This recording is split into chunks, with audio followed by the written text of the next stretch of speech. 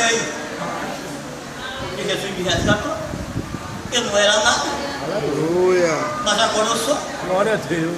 Eu não tinha nada e agora eu tenho. Eu vivia no mundo, mas agora eu vivo no mundo espiritual. No mundo das trevas, no mundo da luz. E quando alguém chegou na minha mãe e disse: ô, dona Zilma, Zé agora acabou-se. Ela disse: não, filho, não, eu tenho uma promessa. Eu tenho uma promessa. Jesus fez uma promessa com ele. Jesus fez uma promessa comigo. Que ia resgatar ele. Ia mudar a história dele. Aleluia. E ele mudou. Graças a Deus. Ei, gente, não desista do propósito de Deus. Pode até estar demorando, mas na hora certa, no momento certo, ele vai buscar resgatá-lo. Aleluia. Eu não sei se eu já falei aqui uma vez.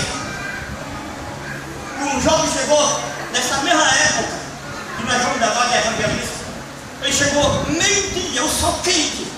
E eu na janela lá muito doidado, olhando lá, aí lá vem eu dizer, lá vem um crente. Lá vem um crente ali, ó, lá vem um crente com um papel na mão. E eu olhava pro crente e ele chegou na minha janela, pegou um papelzinho e fez bem assim.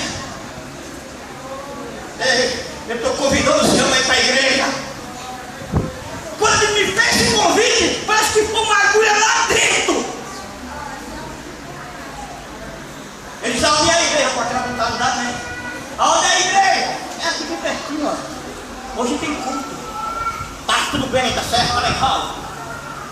Aí eu fui lá conversar com o Donizela. O rapaz me deu esse papel e me convidou para mim ir para a igreja. Tu vai, eu disse: ah, Zé, se tu for, eu vou. Disse: agora eu estou ferrado. Agora, tu vai, senhor? Bicho, eu não gostava de crente. Eu não gostava do meu pai, não gostava da minha mãe.